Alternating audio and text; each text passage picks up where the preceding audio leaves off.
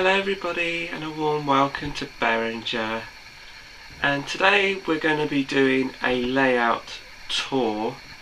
One of the reasons for this is last time I did one I come across an old video today of one that I did, and I've realised just how much the layout has changed, and so I thought I'd just update you with the layout tour from start to finish. It's not going to take very long. So bear with me. You're currently at the TMD end, and if I just show you what we have, our little TK van has now been moved from the country sort of scene signal box area to the TMD, which we have the junction depot sign and the little forklift. Currently we've got an engineer's train parked inside that with the barrels and a Nightwing kit, and now it's also finished with some fencing along the back, which is by ratio. The actual concrete is actual grey card, and then we've got the train care depot sign here, which is made up of old sprues, and also from the computer I made up the sign through that. Then we come to the end of the TMD area at the tunnel end, and this will link up to the Berringer scene box section, and here we have the stonework, which obviously those of you who are familiar with will know the weathering techniques that I've used. There's a video for that, and also a video for the girder bridges, and here's the overbridge just over here. So that completes the TMD seam section, the TMD section of it, and I'm just going to take you to the box section. If I just sort of zoom out, you'll see it just sits on top of the bridge, and this is, to all of you who've recently seen my videos will know what it's about. This is the one that I've been working on a lot recently, and if I just turn you around, you'll see where the TMD comes out of it. So TMD joins the box section, seam section here. Got the disused platform and here on the left, and that's still to be worked upon. Got the footpath down and the bushes.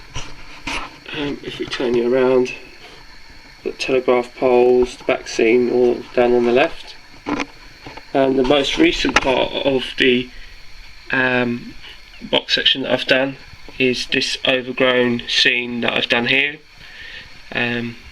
where the footpath leads off to the right, and then you can just about make out the signal box, and then it leads out to the other end of the seam section, the box section, which then goes on to the fiddle yard. Now the fiddle yard we're going to be covering up, so you won't really see it like that. So that will kind of, you'll see it go dark at some point. That's one of my other little jobs to do. Now we go off to the fiddle yard section. I'm currently just seeing nuclear flask tank wagon here. This is a 7-road fiddle yard end. As you can see, there's a number of locos parked up here, and there's an idiot's guide to it, which is 7 roads here, and I've got my 2 shunters currently tucked away in the corner, my little 03 Network Southeast and my 08, and then that leads on to the scenic section through the countryside. So that's where we're going next. If I just sort of zoom out briefly, you'll see just how it cuts across my bay window, all the way across there, and it goes across my kitchen, and then the TMD is over in the far corner, so you can see how far it travels. So we're now at the scenery side, the more recent side that we've been working on. We have our canal scene at the top, we have our pub here with the ivy overgrown on it, and we started adding some bushes and little post bus with the telephone box. We've got the hillside, and also that's starting to become overgrown. so that's quite good. So we've started to add some scenery. Here is a little Hillman, sorry, Triumph Herald I should say, convertible. One of my latest acquisitions in terms of vehicle fleet. We've also been doing some more scenery work with some bushes on the left, as you can all see probably from my most recent videos. So that's the countryside sort of coming along nicely, and that's as far as we've got. So I'm really pleased with that because that's now coming along. One of my next jobs is to do ballasting and point work, so that's going to be something to be tackled with this weekend, which I will give you a brief glimpse shortly. We then have my homemade bridge, which again was weathered in the same way as the bridge over at the TMD end.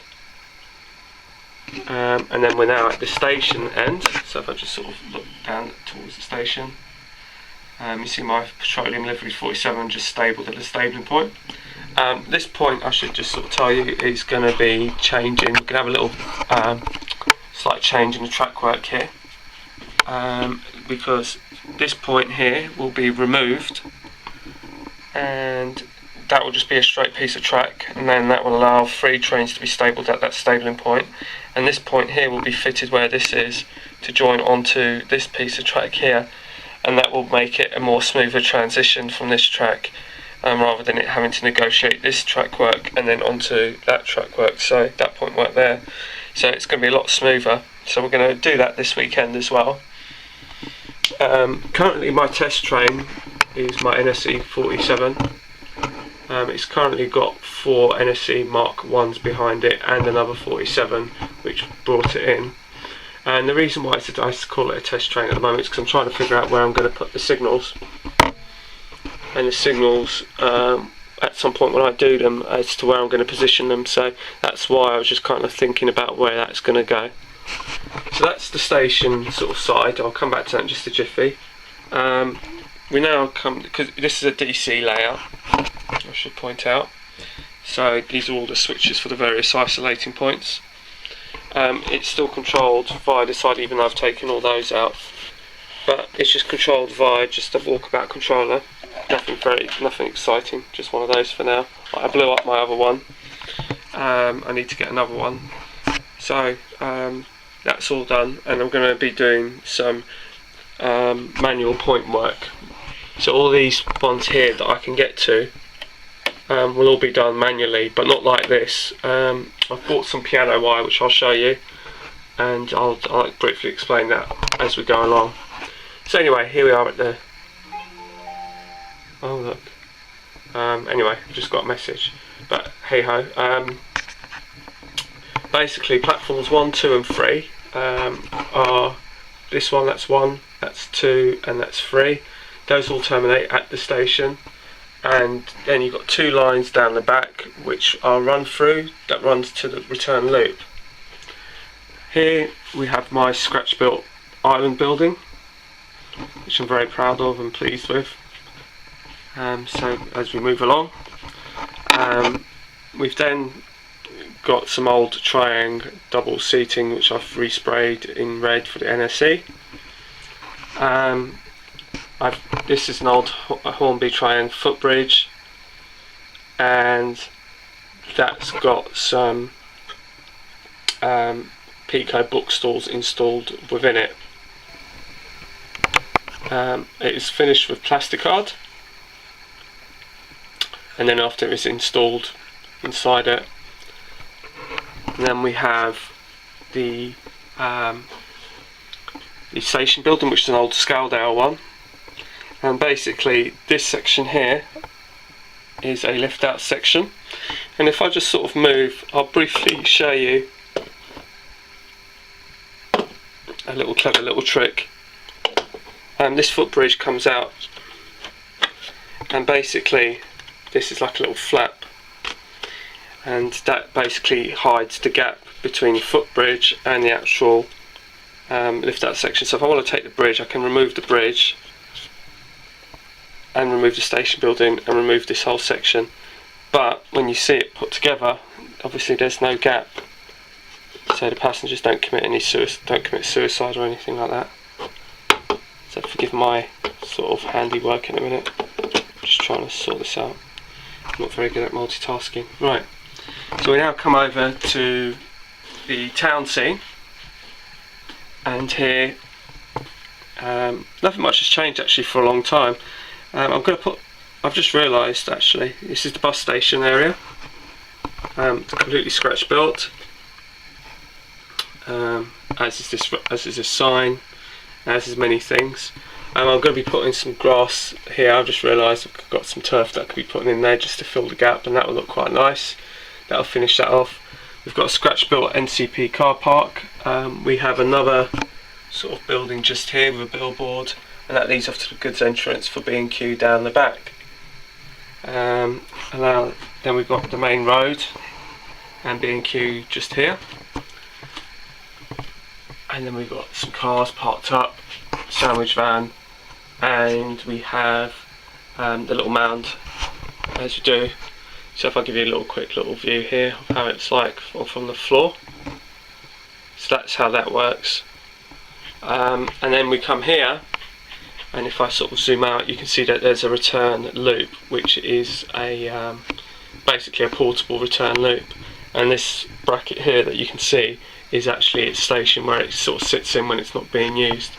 And basically, if I just show you like that, you'll see that it will just come out from the right, run round, and it will go back through onto the left hand side and back into the layout. So that's just a way of making the most of the space that I have in the studio flat, in terms of the space that I have. So if I just show you what my next plan is going to be for this week, I've got some of this piano wire, and that piano wire is going to be going into the hole for the point, and basically it will then basically pull the point left and right, and then basically the rod will come out from there onto some sort of handle. So basically it's just a manual way of doing it, and that's what I'm going to be using for all these points that are literally local to me, and it's a way of saving some money. I've got the point motors, but I'm going to be using those into the fiddle yard section as and when they get done. So thanks for watching. Feel free to comment and subscribe, and thanks for watching the layout update. Well, yeah, the layout tour. And let me just give a date for you on this. I think it's the 24th today of June 2014, just to timestamp it, and we'll see how far we get in, I don't know, 2 months time, maybe another 6 months before I do another layout tour. Maybe it'd be completely different. So bye for now.